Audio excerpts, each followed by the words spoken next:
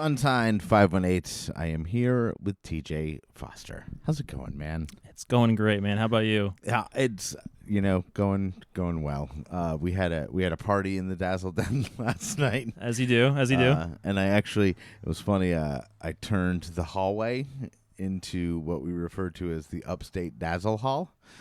Okay. And we put like the fucking lights in it and hung happy birthday signs for my buddy BJ, who was celebrating a birthday. We had a little party last night. So if the den looks a little bit in shambles, that is why. It was an epic karaoke throwdown. It was wonderful. Oh man, karaoke. What was the highlight?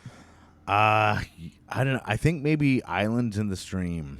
Okay. There was an Islands in the Stream, and there was tossing up between who was going to be Kenny, who was going to be Dolly, and it was a lot of confusion. But but yeah, that's my world. But you have a lot of stuff to talk about, and we were talking before we got rolling, what we want to focus on, and there's really not anything to focus on because there's so many things to focus on, if that makes sense. Yeah, it's weird. We've kind of been quiet for the first few months of the year, purposely so, and now April's kind of hit, and it's like, oh, we got a lot going on in a good way. So yeah. And I think maybe the first thing I want to talk about is the EP Suburban Tranquility, which, and I say, like, all the time, like, I'm so honored that I'm the first one that gets to hear a lot of stuff, because I get to hear a lot of 518 music long before anybody else does.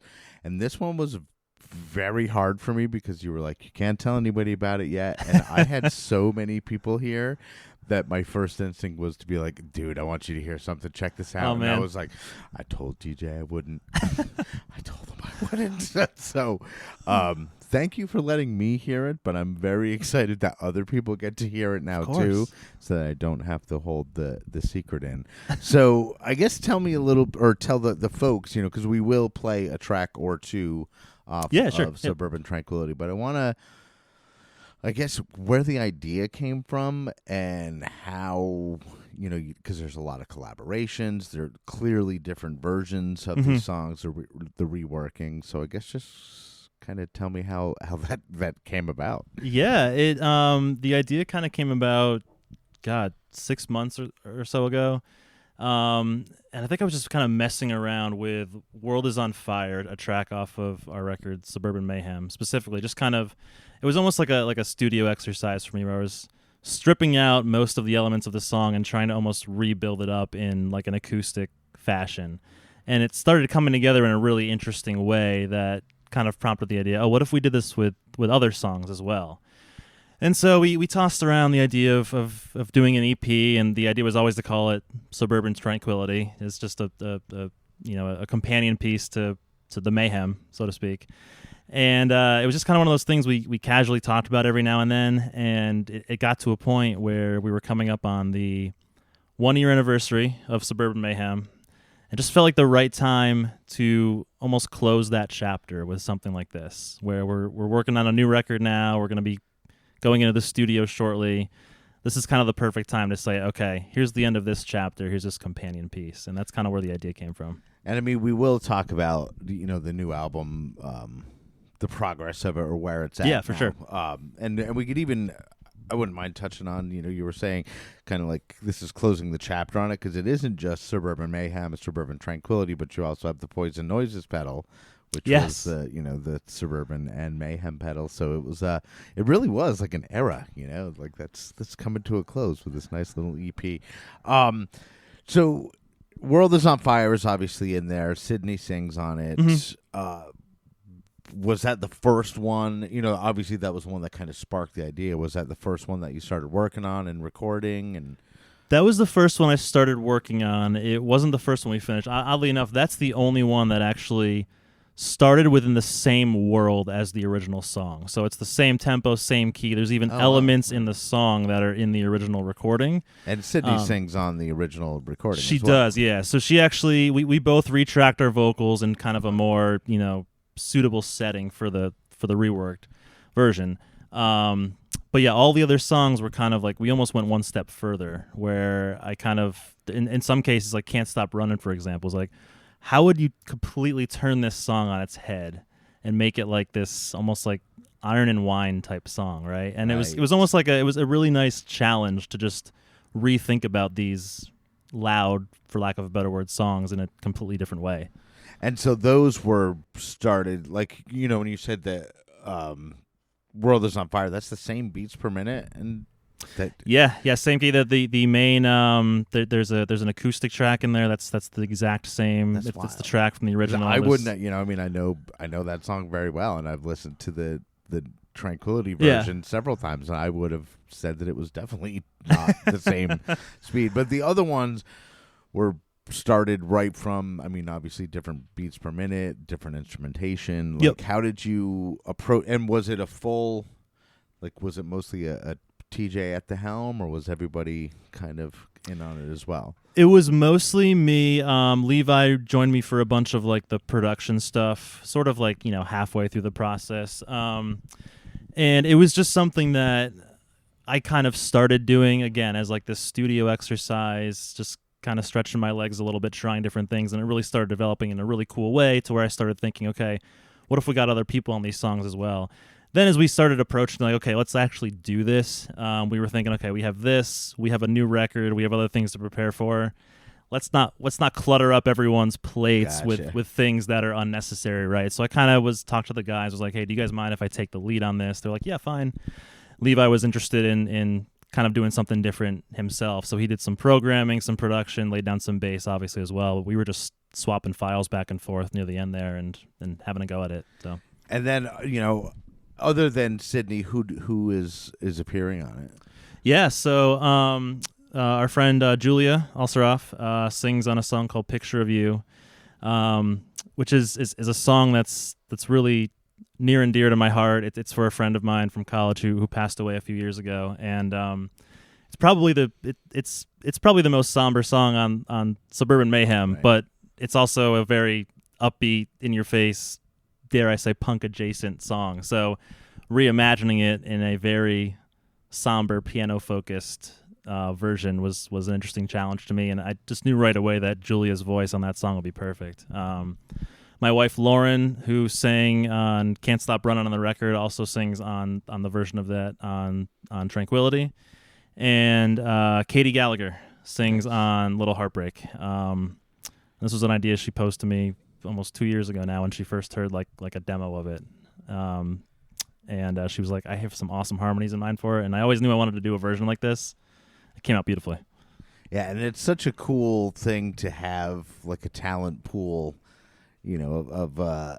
of people in the scene that, not only that you could reach out to and ask, but that would ask you, be like, hey, I have ideas for your song, like. Yeah, or that would say yes. Yeah, right. Like, because who am I, like, or who are we? It's just like, it was really cool that, asked these people and they all were like, yes, absolutely, and eager to do it. And some of them came and, did their tracks in my studio. Some of them took the time on their own and did it in their own studios. Wow. And it was very, very fulfilling to me to just, it was always like a nice, pleasant surprise when I got something new from one of the guest vocalists. 'Cause I never knew what it was going to sound like. Right. And it was always just perfect. Yeah, I always feel like that with the, like, who am I, or like how lucky I am, like even just doing the show. Yeah. Like, just the people that have been here, in my garage, like, right, and have, like, played live in here and have been enthusiastic about coming on the show. Like, it's such a, I think I feel like we've talked about this before, where it's like we have very similar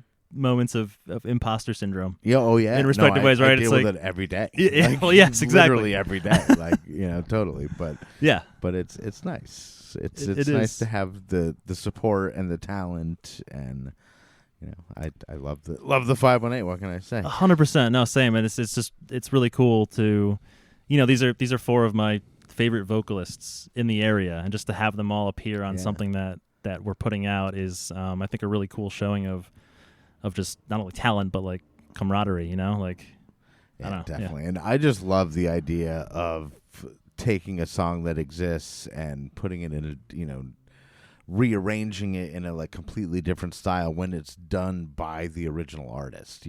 Obviously there's cover songs that have been, I was just gonna say like every movie trailer for the past 10 years has a like some semblance of that. Some semblance of that. Some heavy song that they've made very slow and like, and I mean, whatever. I appreciate that too, but I appreciate it when the artists themselves can look at it and take it apart and rebuild it in a different way and be like, yeah, that is going to stand up against the original. Yeah, like and it's funny. I'm anyone who knows me knows I am not a cover song kind of guy. I don't like to do them very much, but like when I do, I like to do just that. Where if it's a harder song, I'd like to kind of see, okay, well, what if this is really gentle, or the other way around, like a really gentle folk song. What if I made that more punk-like, right?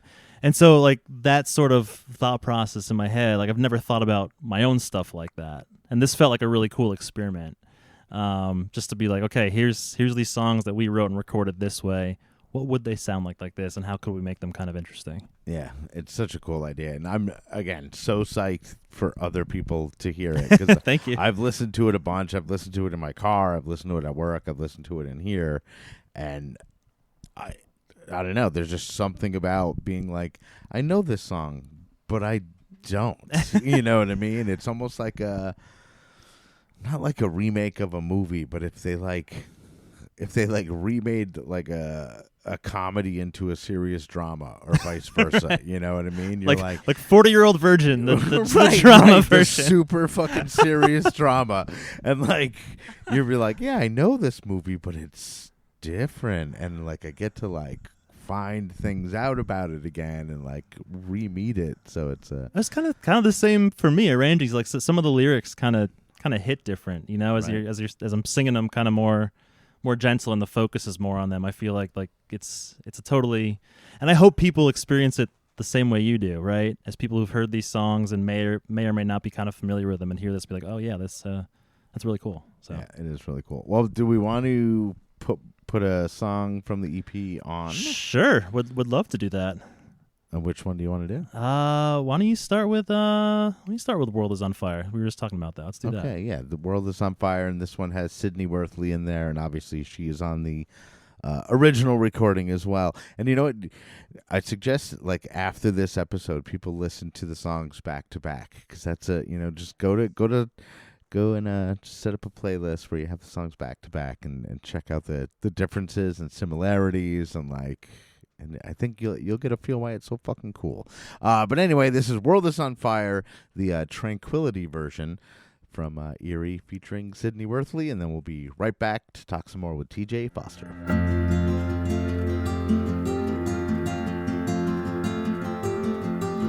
It takes a lot of heart to speak up when there ain't nowhere to begin. If you find it in your heart to do so, friend, you'll never want for nothing again. Yeah, the world is on fire, the world is on fire, the world is on fire again.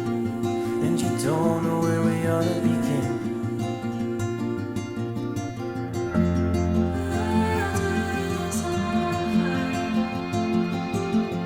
Can we find a little time to make amends? Hell, what have we got to lose? We could find another planet for our kids, but we'd probably fuck that one up too.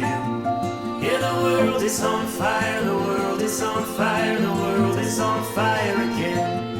And you don't know where we ought to begin. Should've done more, should've done more, shoulda, could've done more with my life. Should've done more, should've done more, shoulda, could've done more with my life.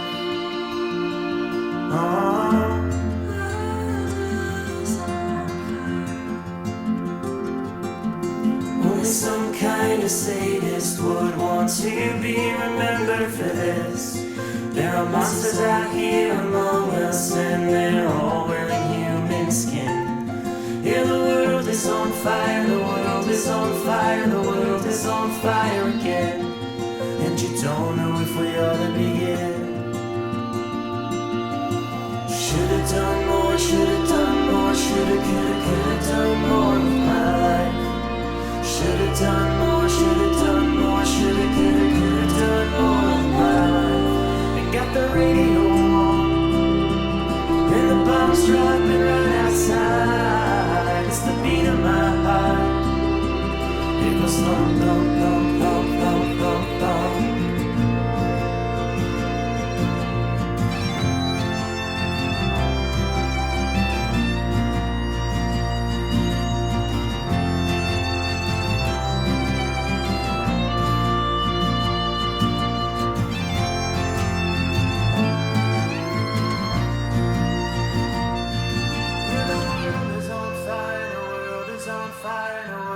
On fire again. Yeah, the world is on fire, the world is on fire, the world is on fire again. Yeah, the world is on fire, the world is on fire, the world is on fire again. Yeah, the world is on fire, the world is on fire, the world is on fire again. Should've done more, should've done more, shoulda, coulda, coulda done more with my life. Should've done more, should've done more, shoulda, coulda, coulda done more with my life. I got the radio on, and the bombs dropping right outside. It's the beat of my heart. It goes thump, thump, thump, thump, thump, thump. All right, so that was World is on Fire, Tranquility version on Suburban Tranquility, featuring Sydney Worthley. And, you have Suburban Tranquility, and you've kind of been hibernating as far as the public assumes. But what they don't know is that you've been very, very busy working on another album. So where are we at with that? Yeah, we have been busy, man. This always surprises people when I tell them, but we've never actually, as a band, gotten into a room together and written a song. Right. It's always been, the first record was really all me. There was no band really involved at that point. And then Suburban Mayhem, a lot of it was either pandemic related or otherwise. It was just kind of, again, here's a demo, everyone write their own individual parts to it, and we came together in the studio. Our drummer Chad and I, we did a little bit of stuff kind of together, but it was never the four of us. So this year we made a conscious effort to say, okay, let's take the first few months of the year. Let's get in a room together. We've got some ideas for songs, but let's all kind of collaborate. And it's been really cool. We went in with 14 songs kind of on the table. And for, 7 weeks, every Wednesday we meet, and we have 2 songs that we work on. So everyone comes prepared the week ahead with ideas or suggestions or whatever for those 2 songs, and everyone knows what 2 songs they are ahead of time. And it's been a really cool experiment. It keeps us focused. Everyone kind of knows what they have to work on. And so we're at the point now where we are in pre-production mode with our friend Alec Lewis. Yep. From the Hive, and his own project, obviously the Alec Lewis Group. But he's kind of acting as a honorary 5th member / producer / whatever other hat he wants to wear. So he's been great at kind of keeping us tight, keeping us focused. Like, okay, let's back off here, put something else here, blah blah blah, all those things, right?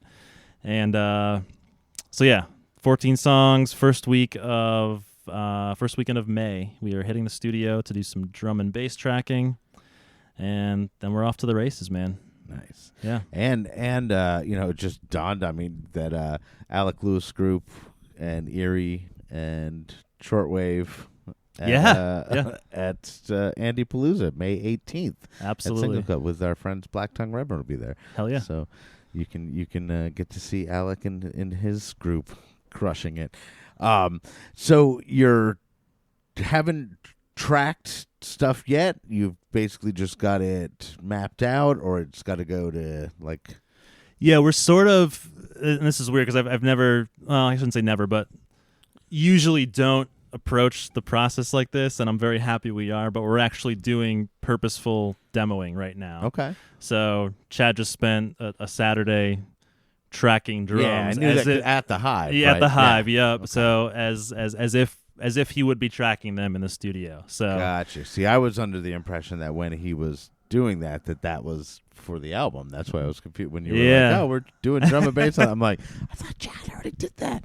I don't know what's going on. Yeah. No, he did his pre-production tracks. It's basically okay. Here's everything as tight as it is, and now we're kind of building up around it, all of our ideas. So it's really helped hone us in. Again, great way to approach it rather than everything I've done has always just been, I don't want to demo it and then redo it. I just want to track it, Right. and figure it out from there. And it's just how I work for the most part. But to Alex's credit, he's kind of got us on a great schedule and regimen. And the demo is really good. Like working with Dave Tayo, and just before you got here, I was noticing that Mirth did an interview with Dave, and I haven't gotten a chance to read it because I literally just saw it, but I love that.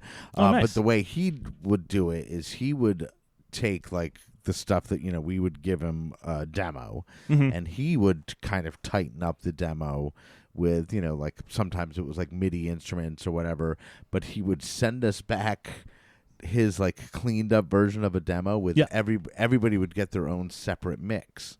So like I would get a mix where the bass guitar is very loud and everything else is very quiet. So like any little nuances or changes that he made in there, and there would always be notes, and so I never thought of the demo in that kind of way. Yeah. And also just listening to it over and over, like when I went in to track my part, I was like, I'm ready to fucking slay this shit. Yeah. You know what I mean? Going I've much more been listening prepared to it for weeks, you know what I mean? I know it, I felt so prepared because I had something to play along with, and Well, I'm noticing, I think something I'm noticing too is in the band, my role is mainly rhythm guitar, right? I do a little bit of lead stuff here and there, but that's mostly on Matt Delgado's hands. And I'm noticing more and more just like how much room for improvement I have in terms of keeping my rhythmic guitar tight. You know what I mean? And I'm just paying more attention to that has been very, very helpful for me. Right. And Alex's big thing going into this was, treating songs differently for live than for the studio. And I feel like we've never done a great job of that because when we rehearse, we're always rehearsing just in a room, the four of us, and the intention is, okay, we're going to be playing a show. Here's how we sound live, right? Whereas now in rehearsal, I'm actually focusing on the little nuances, okay, hey, is my strumming as it should be? And I feel like it's all helping tighten the band in general. Yeah, I was, when we were our first couple songs came out, I was it's very important that everything that's on the record is how we play it live, and it was actually it was Tayo that was the record he's think of it as a presentation that you have time to construct and build and make sure everything's good and fill in these spaces, and and then it's this presentation, whereas playing it live is something different that's more dynamic that you can add, you can change. And I was that was just a game changer because my whole time I was how am I going to make it sound exactly like this? And I'm oh, I can't. That's how, no. I just got to have fun with it. 100%. Yeah, it's a totally, it is a game changing kind of approach where you want to you want it to sound the same, but it's never going to, and there's beauty in that. Yeah, because on even our simplest song, Don't Care, it's a very simple song, but if you listen to there's tambourines and hand claps and all these little, Dave calls them the salt and pepper, all these it's the little stuff that things. makes records. And I literally even on the new Blink record, listening to all the new Blink-182 songs, listening to it kind of with that ear, they have so much shit going really on in their songs. It is unreal. You think it's just three dudes playing. You're no, there's if they were to emulate that, everything that you hear on the record live, they would have to have 19 people up on stage with them. Yeah. And they can afford, a nice backing track suite for certain things. Or it's we roll into whatever, No Fun with a giant backing track sort of system that would be just ridiculous. Yeah. It's for fans, man. Yeah. So new album is 14 songs. That's all 14 or we're planning on 12. We usually 12, we usually like to go in with a couple extra because there's always a couple that are at the bottom of the pack, that are okay, are these going to make it? I often find that throughout the process, one of those ends up taking on a completely different light, and we're oh shit, I love that song now. So we don't like to go in with, okay, here are the 12 songs, because along the way, conversely, one of those 12 might be like, yeah, this isn't really going anywhere. It's not really fitting the vibe, or it's just not, feels like we're phoning it in, whatever. But yeah, in general, I mean, so far throughout the writing process, everything has been coming together great. I think we're really staying true to what E.R.I.E. is, while also taking it to a completely different sort of realm, where it's still kind of living in that indie rock, pop punk adjacent sort of realm, but we're also throwing in some really, really cool elements, some weird time signature shit even that'll surprise people, some new kind of sounds, and I think it'll be really interesting. And when's the ballpark target that you're looking at to release this? Yeah, so we actually were lucky enough to get a Saratoga Arts grant to help fund the record, which we found out a few weeks ago. So really, really stoked about that. The caveat to that is that you got to have your project done by the end of the year. So the record's coming out before the end of the year, whether we want it to or not. But I think that's really good, because typically, and I'm speaking mainly for myself here, I'm sure the other guys would agree, but I tend to start obsessing over the small details in recordings, and that can go down many rabbit holes and delay things tenfold. Right. So having that deadline of this has to be out then, and working backwards from it in terms of, okay, we got to get it mixed, we got to get it mastered, we got to set up the release, et cetera, et cetera. We have a date now and we have to hit it. And so I think for better or worse, it's going to make us really focus on all of our parts and making sure the songs are the best they can be without obsessing over them to the point of no return. Right. Wow. Yeah.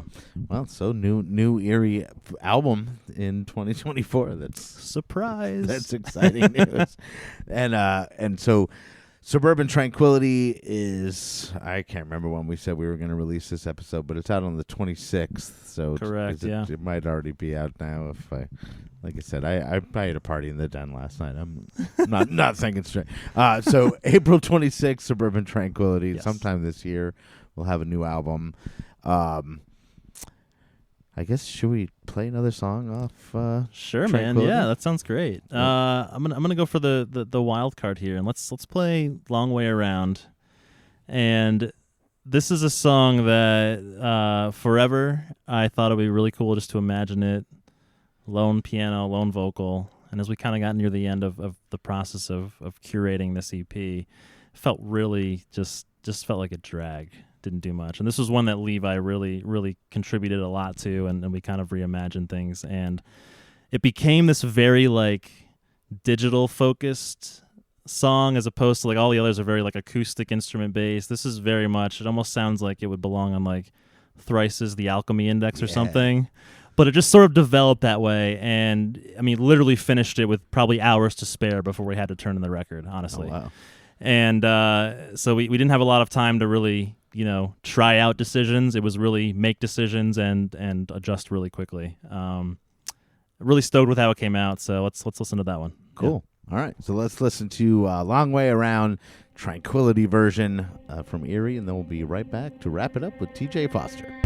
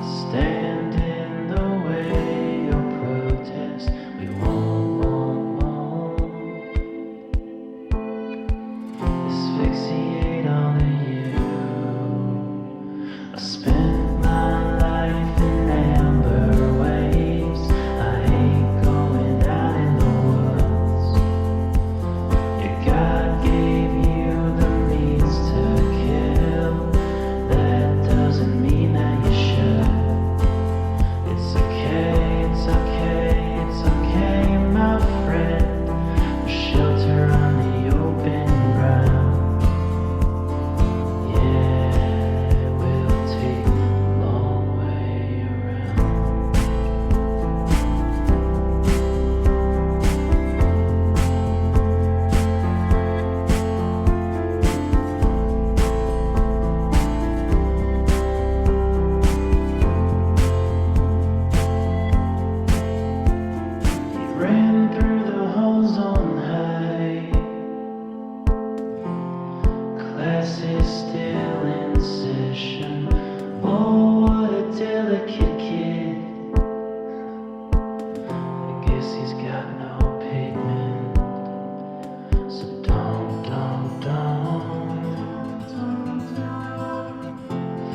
put your thoughts and prayers in.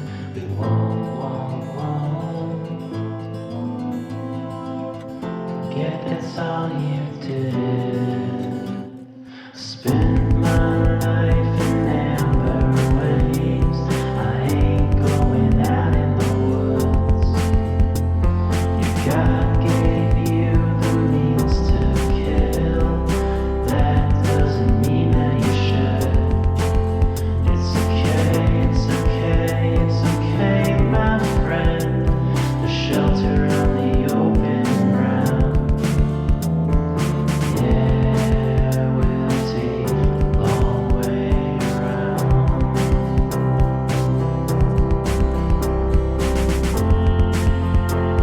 You say that it makes sense.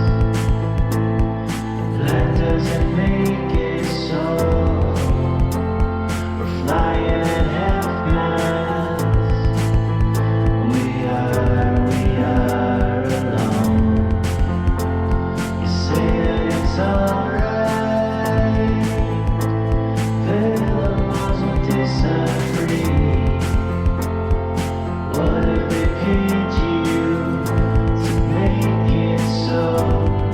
Make it so.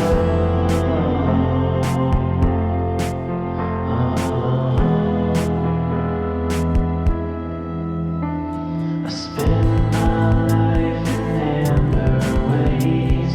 I ain't going out in the woods. God gave you the means to kill. That doesn't mean that you should. It's okay, it's okay, it's okay, my friend. Shelter on the open ground. Yeah, we'll take the long way around. Yeah, we'll take the long way around. All right, so that was Long Way Around, E.R.I.E. off Suburban Tranquility, available everywhere April 26th. So, TJ, thank you so much for taking time out of your day to come out here and hang out with me and tell me anytime, about all man. the cool shit you got coming up. Yeah, thank you for having me, as always. Absolutely.